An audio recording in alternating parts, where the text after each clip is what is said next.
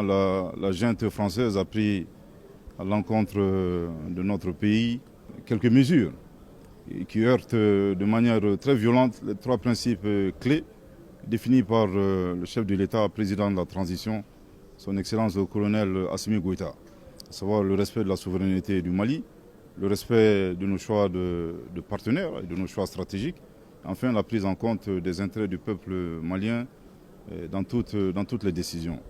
La décision de la junte française dont il s'agit consiste d'une part, à suspendre l'aide publique au développement, ce qui ne nous dérange pas forcément parce que depuis le mois de février 2022, l'aide publique au développement française a été suspendue.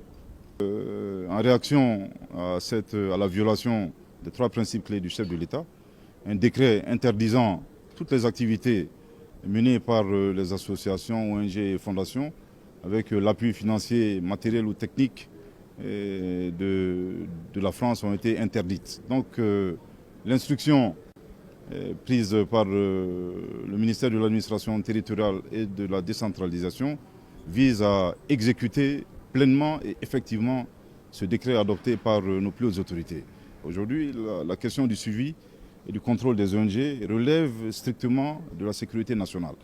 De cette instruction, on retient plusieurs dispositions, comme par exemple tout appui financier ou subvention d'une association ou fondation étrangère à une association ou fondation nationale doit avoir l'avis de non-objection du ministère chargé de l'administration territoriale.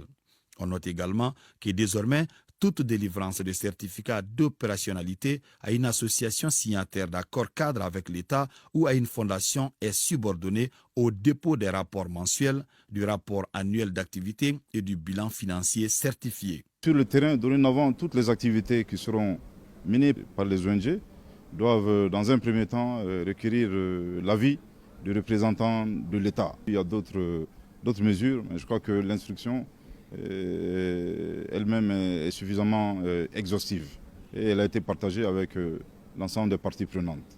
Pour permettre de mieux cerner cette instruction gouvernementale, les explications du ministre Maïga ont été suivies d'une présentation préparée par la direction de l'administration. Ses partenaires ont été aussi rassurés de la disponibilité de cette direction pour plus de compréhension.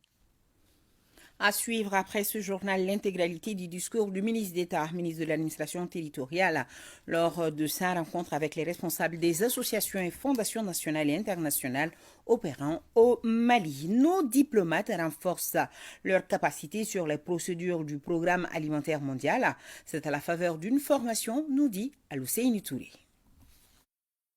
Le programme alimentaire mondial est un des principaux partenaires multilatéraux du Mali, notamment dans la gestion. Assalamu alaikum warahmatullah. Ne Babou Dambélé, Bibo Amdala Bela Seou, Neka Sounié Chineno Chou Masouka Souma. Donc, Bipmani Tiamisini Fura de Ebi. Tiamisini Fura Nkoni, Kumaton Seuka Oda, Nifura Nkibariala. Abika Minda Seuka. Abika bonyani makamani karama minda segu ka anga banabato ka ku kenaya seni bulu numani kini ami barga dalay wallahi ami dugo ke shu ani kle fura ngoni nimi ma faraga kana bwala tiami haidara ana dogonu ana sumo ku jija ku chesri fura nglalila alibi ami dugo ka ala ka nu tanye ala ka banabato kenaya ka nyini von beke soro fenwi amoni kuma tan zeu ko da c'est une fierté pour nous la jeunesse ségovienne et toute la jeunesse malienne. Ami dugaw ke vraiment ala ka nyetaw ke ala ka jidiw ke alibi ti ami goni wallahi ayon kun korota kan kuna wuro seguya kuma shitanda ami barka dalay merci beaucoup.